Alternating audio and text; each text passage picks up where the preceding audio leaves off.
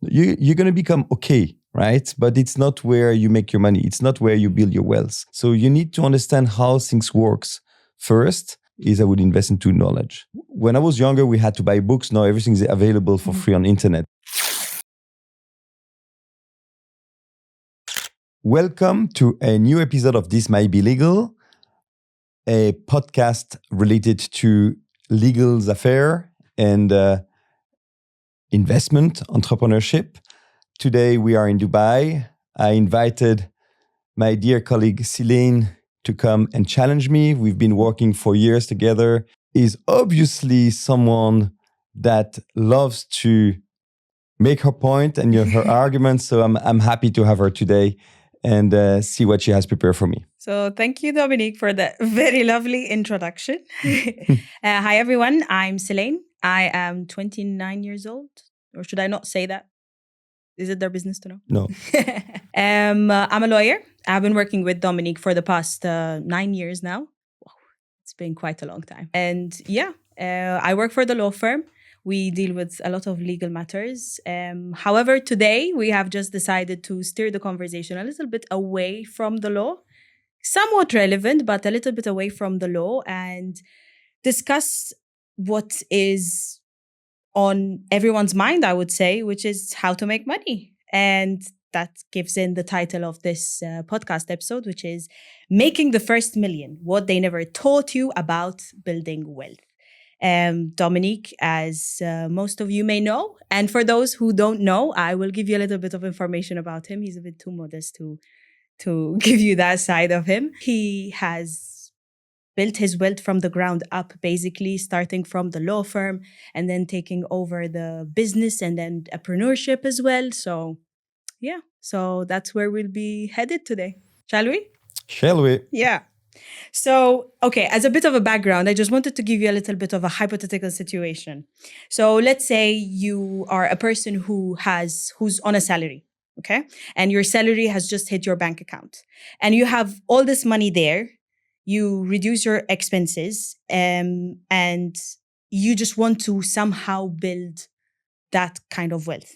So we're just talking about your average person who goes to work, they make a salary, and their $1 million question, which is like, how am I going to actually make money? Yeah, that's a very good question. So, and it's the situation of most of the people. Usually when you start, you make some money, you make a salary, you have things to pay, something remains at the end.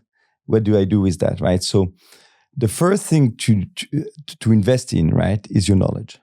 You know, it's important to make money if you don't know what you're talking about, if you don't understand what it is making money. A lot of people confuse cash flow, so, salaries, and equity, ownership. So they think that by getting a higher salary, you will become rich, which is the beginning of it. You're going to become okay, right? But it's not where you make your money. It's not where you build your wealth. So you need to understand how things works first. And for that, the first thing I would do is I would invest into knowledge. So, and knowledge goes into understanding not only, what investment means, but also where money flow goes. What is an equity? What is a debt? What is actually a company? What is being an entrepreneur? What does it mean? What does it involve? Mm-hmm. And I would read quite a lot on those topics. So when I was younger, we had to buy books. Now everything is available for free on internet. So you might not even invest into that in terms of money-wise, but that's something I would spend time reading. And then it takes a little bit of a mindset. It is true that when you start making money, you start having salaries, then you're afraid of losing it, right? That's true. And so you start holding it and says, okay, every month I will save $1,000 or I will save $2,000, and then you're happy that your wealth grows by topping up your monthly savings. But that doesn't bring you so far. You will have a comfortable life. You will have a reasonable life, but it depends on what your expectations are in terms of stability for yourself and maybe your future generations. Interesting point that you actually mentioned. So I think the first point of actually making money is to learn about money. and to learn about what money is. That's very interesting. Maybe I need to learn a thing or two. Okay, so first question for you. When you started your career, what was the first money move that actually made an impact and a difference in your journey? Look, exactly what I told you. It's not a brave one, but the feeling of having something. So usually the first thing that people do is to buy property, and of course, when I with experience buying property, I don't think it's the best smartest move to do, right? So especially if you don't know how to invest, right? So but I bought a property, and I bought actually the building of our Malta office, and I was very happy because you could see it. That's where something you can see, and because the property business is well organized, so you can get leverage, you can get bank loan, you immediately have something a bit big to where you can enter, see, feel, and it makes you feel comfortable. It makes you feel satisfied. So was it when it was like 20 years after a good move, it was an okay move, right? So if I would have invested the same money the way I invest now, I've actually made way more money on that, and it would have been probably better just to rent the office for. But it was probably a building step by step to help you take some risk, Right. I see risk is also a big part of it, right? I see that most people who actually like save a salary and they just try to set aside a little bit of money every single month and start saving up. It's just the letting go of that money, which is like, it feels like, I don't know, I need to make an investment. Okay, let's say that you have $10,000, which is saved in your bank account, and there's an investment, and you just need to let go of that $10,000. When you've grown up with a mentality of saving up for a rainy day, letting go of that money that you've saved for a rainy day is actually quite hard. You know how to lower your risk in your investment is by knowledge. It's not the investment that are risky. It's you. Okay. It's because you invest not knowing. You invest listening to your best friends. Oh, crypto is going up. Let's put money on crypto. And you follow trends without understanding. There's 3 rules when you invest. Don't invest in something you don't understand. If you understand it, then already you somehow controlling your risk, right? Because you understand every aspect of it. Then I'm a big fan of private equity deals, right? So you know that, right? So we've been working on a number of them together, right? So invest in the team, right? It's important, right? So look who is behind the project. It's a bit different when you invest in the stock exchange because those are big companies, but then you will invest into a company as if it's the team, right? So what is the company? What is the philosophy? What are they doing and everything?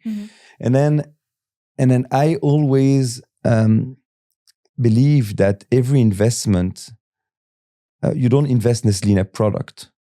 You invest into its distribution, right? So so whenever I invest, I always look into how is that going to be sold. So you have amazing ideas, amazing people that comes with fantastic ideas, but having the best product on earth without having clients to buy it. Yeah. You better have somehow a medium, product with a huge distribution network. You're going to make more money on that. So the distribution channel is always something I look at. Is the company I'm going to invest in mastering its distribution channel? Yeah. And that's where it works well. Look into stock exchanges where the company that have really done well, lately, where everybody has made money, which is US equities, the big GAFAs and everything. So Meta, Amazon, Google, all these companies are basically at the end distribution companies. They are the connection between a product that you can upload and a final distributor. In a funny way for Instagram, in a more commercial way, e-commerce way for Amazon, but those are only distribution channels. And that is what works because that's where you become scalable. Last rule is always invest into something that is scalable. Avoid, if you don't want to lose money or to not make money, and a magnificent idea that is not scalable. Because, for instance, investing into, I shouldn't say that, but, like your cousin comes and says, I'm going to invest into a restaurant, you don't put money in there. Mm-hmm. It's great, do that as a family gesture. But don't do that with the expectation of making money, because the restaurant's going to do great. Maybe you're going to put $100,000 in there or a bit less, whatever you're going to put. But then, if the restaurant does great, maybe in 10 years, you're going to get $150,000. If you would have placed your $100,000 somewhere else, markets can generate up to 8-10% if you know what you're doing per year, right? So you make the calculation yourself. Okay. That is some insightful knowledge, I would say. Moving on to another question. If you had to start from scratch with just $1,000, how would you turn it into 10,000?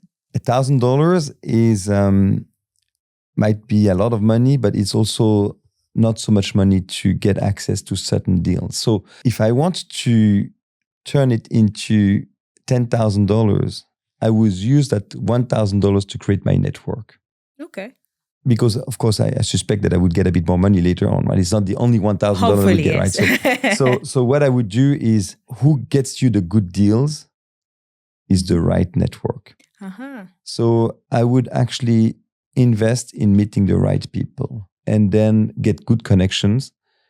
And then so I get already the doors that start opening on certain deals, and then which will then allow me to actually pull in money in the right deal. So a good deal will bring you more money faster than a bad deal, obviously, right? So just to recap a little bit, so if you had to start from scratch, let's say, with $1,000, the first thing that you would do is actually invest in knowledge and actually understanding how money works, basically.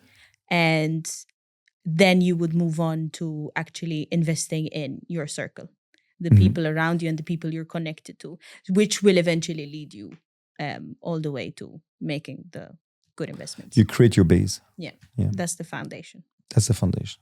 I agree. Okay, another question.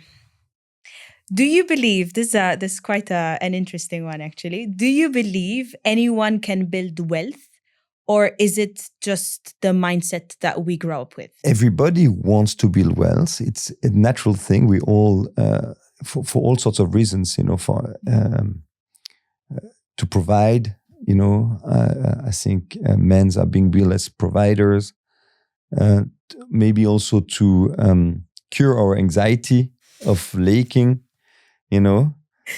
It's true. And so the question is, at which path can you do that?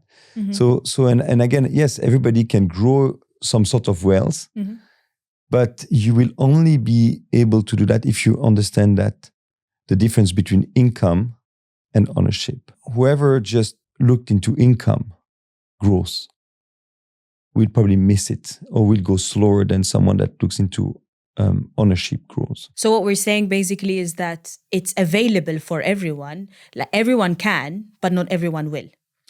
Look, give you an example. You're into a company and a startup, and then you have the chance between getting a salary, and then at the end of the year you get a bonus in cash or a bonus in stock.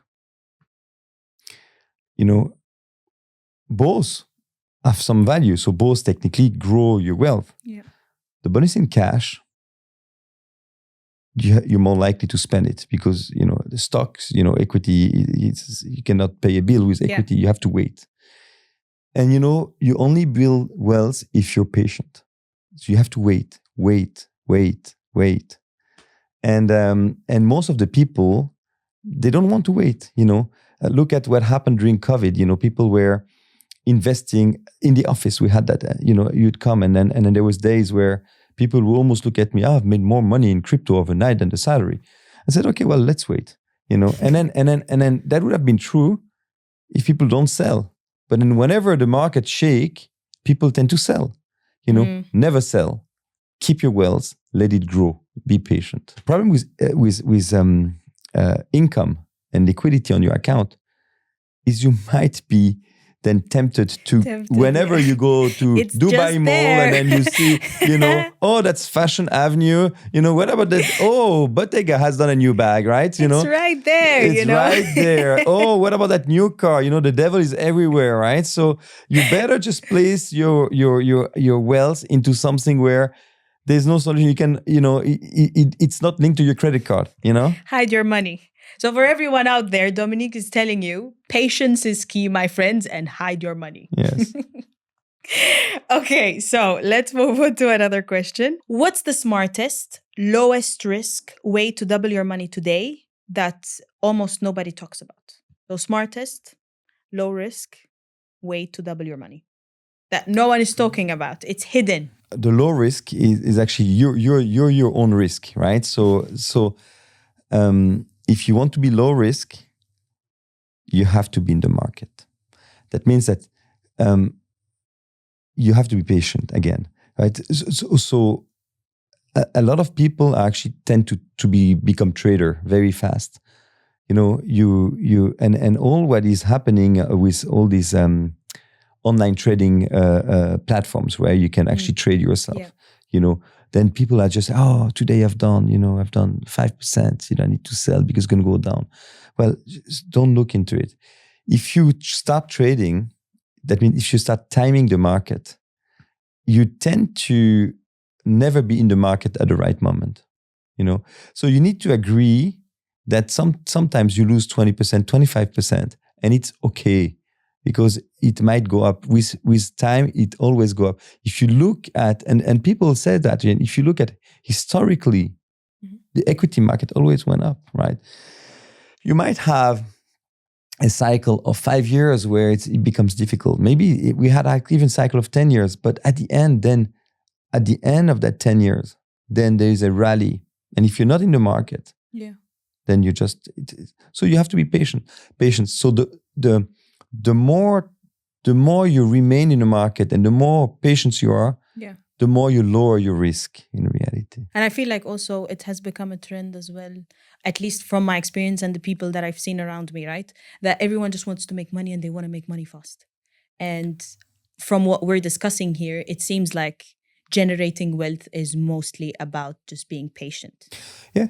And there will be probably 2 or 3 deals in your life which will make your money. 2 or 3? Yes. So the rest will actually grow. It will be nice. You might lose here and there, but there will be 2 and 3 that will make a difference. Yeah. Okay. So I'm 2 or 3 away, I guess. I was in a conference. When was that? 6 months ago in Italy, and it was very interesting. There was a speaker that originally came from an extremely wealthy family that has lost everything. And he was explaining, and then actually he was born already when the family has lost, and he dedicated his life to understand what happened. What happened? Why did my family, and on both sides, dad and mother were quite wealthy, and the wealth has vanished. And the reality of what happened is a couple of bad moves of uncles and grandparents and parents who actually sold businesses at the wrong time, did not re-enter the market at the right time, and it went very fast, and they lost the money, right? So that's what we were saying as well about actual knowledge. So basically they lack the knowledge, because it's okay to have a couple of bad deals. It's going to happen. I think I would imagine that one day or another, you're just going to make a loss at some point.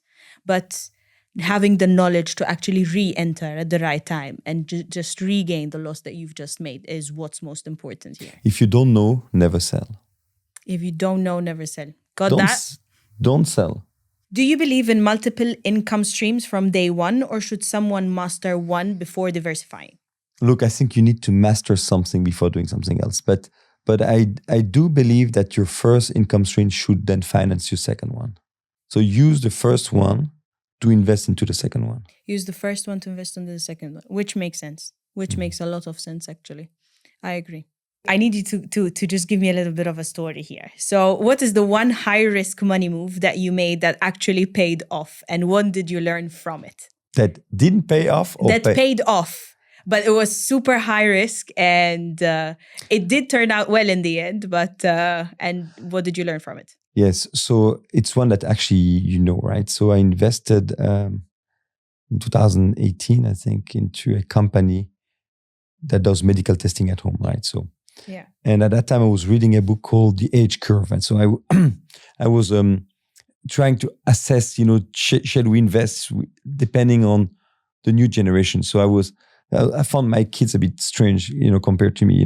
I'm a late Generation X, and Generation X, we tend to want to increase our income, and then we're okay with spending, but we want to increase. Baby boomers were like that as well. Yeah. And then you went to the new millennials, the early millennials, the late millennial, Gen Z, where everything becomes too expensive. Where the guy you ask for a delivery on Uber Eats, and the poor guy has to go with a bike under the rain, cross all New York to bring you your pizza, and they say, $3, that's expensive for delivery. And I said, bloody hell, good, just do that job yourself. Yeah. And so I said, I need to study these things. And I was reviewing a number of, and it was very good, interesting examples. For instance, would you know that Harley Davidson and Levi Strauss almost bankrupted when Generation X arrived, because they were very successful with the baby boomers, but which was a huge generation, right? So after the Second World War, a lot of people have made babies and everything. So it was a large generation. Generation X was where women started working, and so there was less, at least in the West, less kids. And so they did not adapt their business. So they came with the same infrastructures into the new generation. It's not that people didn't like their product, but there was proportionally less people that were able to buy the product because the generation was just smaller.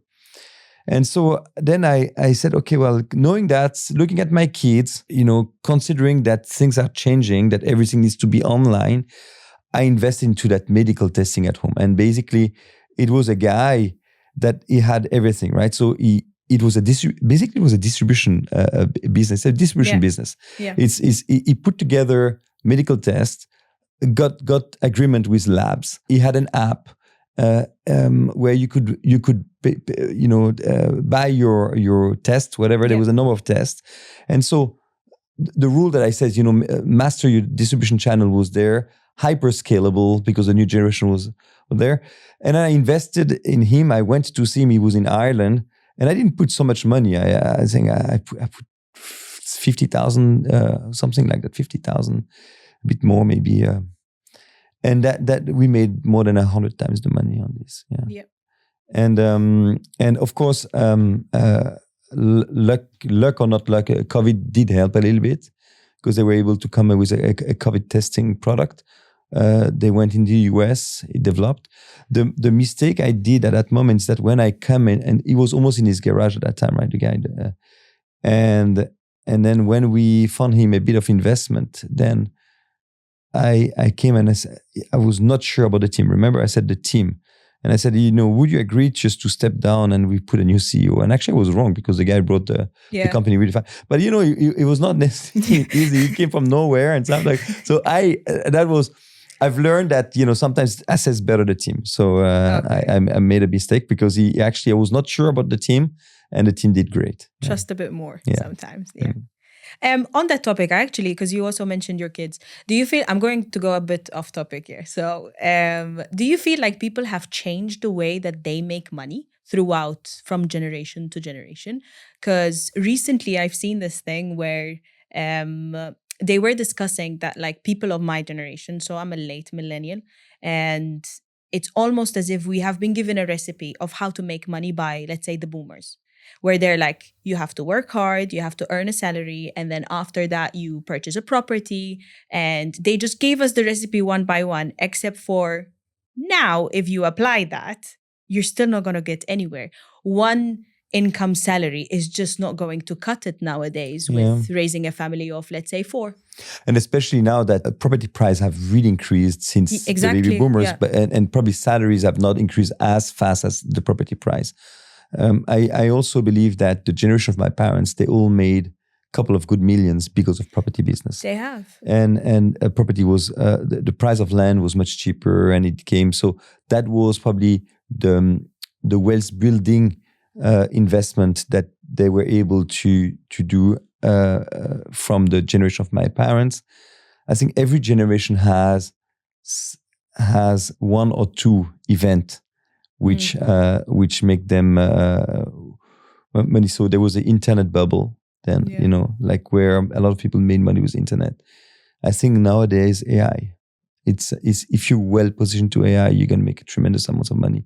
Things are really shifting and changing, including to our legal industry. Yeah. That's why we're building Lane. Yeah, that's true. AI will change a lot of jobs, will facilitate a lot of things. A lot of hard work that humans were being will become commodities because it's done in seconds by IT tools now. And so here there is money to do. And there are other industries we can speak a bit later. But to come back to your question, I do agree that the recipe cannot remain the same. However, like just staying at home in the hope of becoming an influencer and making $50,000 per day, it might work, but it really works for one out of how many? Yeah, right. Fair. So it's not that it doesn't work. It's just like if everybody would do that, it would not work. It's always the you have good formulas, right? Yeah. But if everybody jumped into the same thing, right? So if you have one coffee shop that works amazingly, and everything's like, okay, let's open coffee shop. Then you have 150 coffee shop next to it. Then the good formula will not work necessarily anymore. So I think you need to look into what you're good. And so the way to make money is, I come back to always what I say is you need to look at what yourself is good at, right? What is your unique ability? Yeah. What are you good at? I do, from my experience, there's a lot of people that are in the wrong job. They just, because of that, right? Because they've been taught, do a job, get a steady salary and stuff. And they're being parked somewhere where it's not their job, it's not their unique ability. Yeah. They're okay doing the job, right? So they're making income, but it will not make a difference. They don't make a difference there. Yeah. And so if you want to actually make money, you need to really think into, where do I make a difference? Where am I really outstanding good and stuff, Not just, I like it, it's okay. Yeah.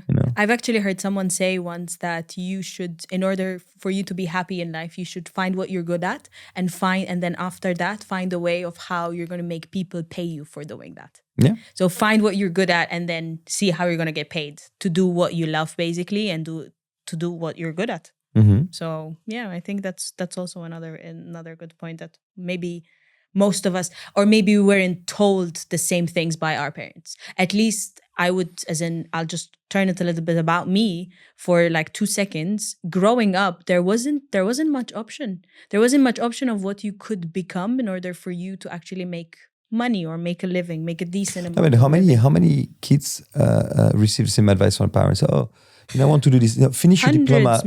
Finish your diploma first, and then you will see, and then whatever. Yeah. Become a doctor. I became a lawyer probably because I like being a lawyer. I think it, but probably also because my mother wanted me to become a lawyer. Yeah.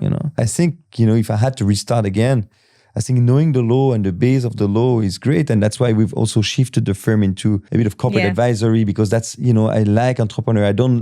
I think it's great to draft contract, to draft this and that, right? To be at the end of the investment line by translating into legal language, the decision of other people. But it's also great with all this knowledge to be at the forefront and to take decision and to see, that's what we're doing at the firm, right? And especially now, like you mentioned before, you mentioned Lane, and it's true. We just have to move with the times.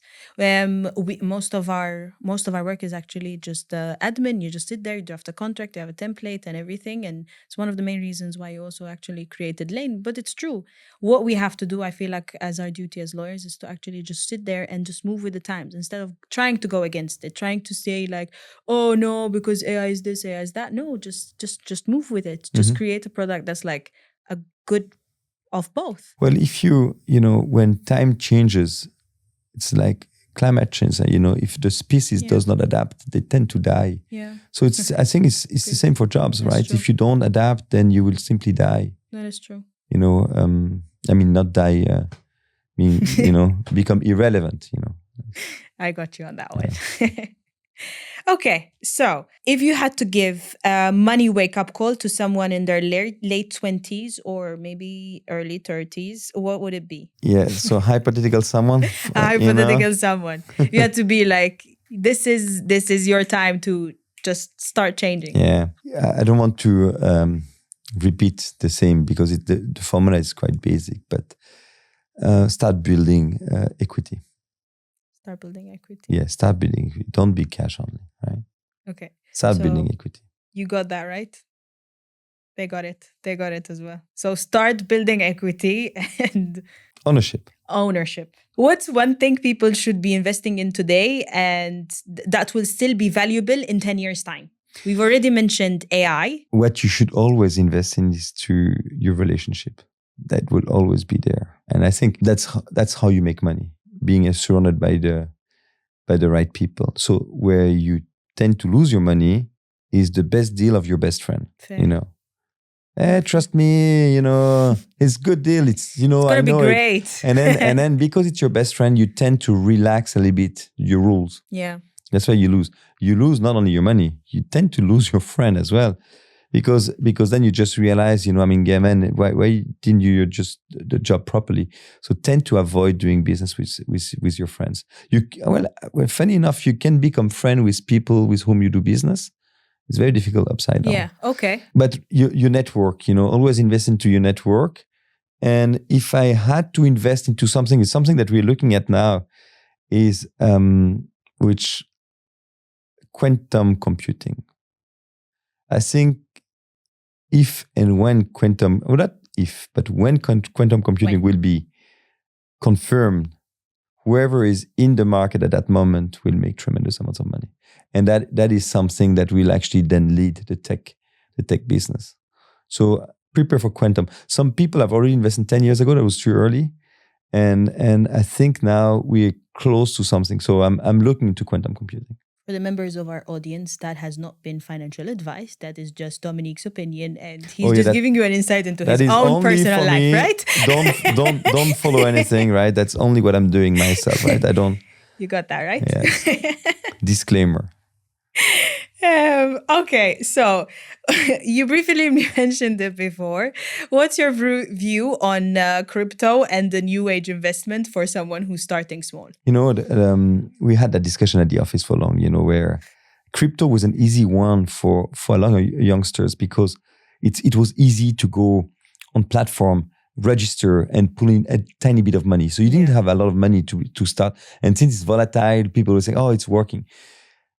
Being a lawyer, I am trying to understand what is behind the rationale of crypto, and so when you invest into something on ownership, either you invest into a property, an IP right, or you need to invest into something, right? So if you invest into a project, you want that project is a partnership or is it a company?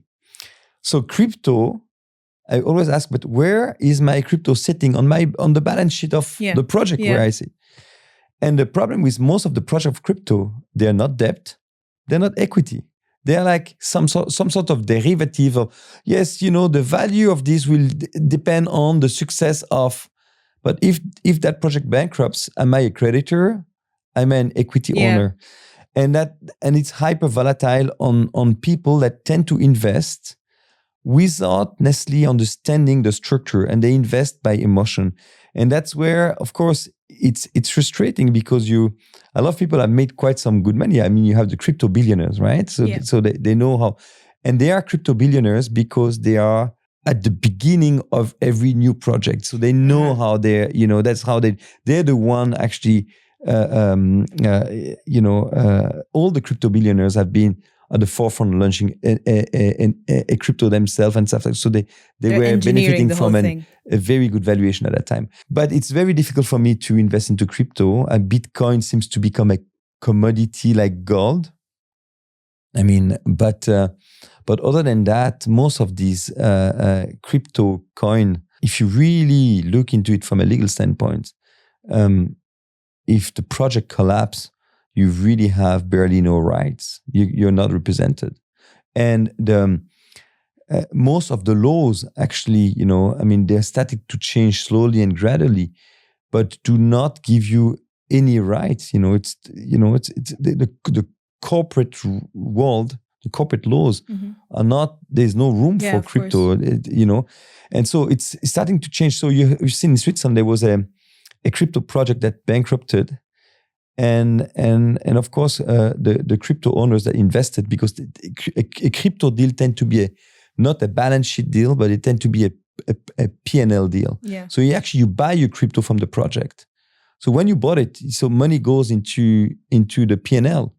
That means that the ownership goes away and you're no longer linked. So somehow the value of that is, if someone else believes in that project more than you, that gives the value. So you're in the hope of having the next one buying your project. But any bad news, it's not that when you invest into a company like Nestle or UBS, if one day they had to liquidate, there are assets, there's stocks, there's something, right?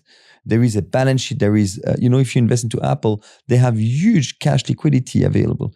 So it's very difficult for me to invest into crypto. I have done so because I was pressured by my nephew, who said that I was a complete, old guy, not in understanding. So, and frankly, it has not been an amazing investment. I've been there. Been there, and then it has been plus or minus 10%, 20%, depending. It went down. Yeah. It went down after COVID. Then it went up. Then it's going up. Then you tend to diversify. So Bitcoin is up now, but the rest is not. Ethereum did not go up, and that much. Sandbox did not go up. Yeah, that's it. I completely forgot your question, though. No, I mean, what's your view on crypto? You covered that very well, I would say. Yes. So sorry. So it was an easy way for the young generation to start having an exposure to investment. Yeah. And then when it was going down, everybody was happy. Say, yeah, but I'm averaging down. I'm averaging down myself. So I'm putting more, I'm buying more. It's an opportunity to, and yes and no, but. So I'm not sure that in the office anybody made tremendous amounts of money on crypto. Look, I have my personal reserves when it comes to crypto. This might come from lack of knowledge. I accept and I understand that it might come from lack of knowledge, but I feel like it's too in the air. It's too fictitious. What is it? It's just there. It's just the currency that we might or we might not be able to use eventually. It's just too much. So in terms of dematerialized equity, you already have, when you go on a stock exchange and you buy a share, it's dematerialized, right? It's already an electronic shares. So the technology behind crypto, which is the blockchain and everything, that's a great technology. Yeah. You can invest into that. Now, a crypto that represents a share, then that's fine, because then you probably can redeem your share and get your share. But a crypto that says, we've invested, into that project. So buy a crypto to finance. Here is a payment token for it. Here is an asset token. So ask yourself, where is the asset token, and where does it represent your asset on your balance sheet, and why is it that you never actually buy a crypto out your balance sheet? It's because it becomes a regulated matter, and you know that. Yeah. So that's why most of the people, they sell it. They said, no, we've sold something, so that your company doesn't become regulated by a financial regulator. And that's why, so whenever you buy it, then actually the value of your crypto it's a kind of a derivative. The value derive on certain value of a project, but with no real link anymore because you bought it. Yeah, it's delinked. So that's why I was never a fan of buying crypto. While I really trust into the blockchain technology, and I think the blockchain will change a lot of things. The technology behind the crypto rather than the crypto itself. Okay. What are the do's and don'ts that you think that you need to think about when starting your own business? Do's and don'ts. So I, Celaine, want to start my own business. What should I or should I stay away from? Okay, so first, your team. You need to build your team. A successful business is not made by one person. It's made by a team. Who, not how. We've discussed that already many times. Don't try to do everything yourself. get the proper people around you that have the unique ability that you need for that business. So if it's not your unique ability, don't focus and find someone that is unique ability it is. Yeah. There's so many don't. Know what you're talking about, right? So know what you're talking about. Meet expectations, if you promise something, try to meet the expectation. Don't expect that a business will be done without sweating, You might have talent to do something. We discuss about that unique ability. You might have talent and your unique ability, but talent without sweat doesn't exist, doesn't bring it nowhere, right? All these artists that have this amazing voice and amazing talent of singing, they are spending hours and hours and hours. We don't see, we just see the little show, course. And everything is all so easy. When it looks easy, usually there's a lot of effort behind to make it look easy. I am a big entrepreneur guy, so I push everybody to try to do something. In the office, you're all welcome to come with business plans, and we try to do something together. Don't try to do something that is not for you. Fair. Yeah. I think that's a very fair statement, to be honest. And like you said before, when you said that when something looks easy, it means that there's a lot of hours behind it. Except for that's usually the part where people say, "Oh, that person's so lucky." And then the luck, what they don't see is that the luck behind it is them training for hours, losing sleep, like trying to manage between going to their first job and then training for their second job. So that's, I would say, would be the luck behind it. That would be all my questions for today. Thank you very much for that. It was my pleasure. Yeah. You've been nice to me today. Yeah, we'll see about that. It depends on the day. I woke up in a good mood today. Yeah, very good. Thank you so much, Celaine. You're most welcome.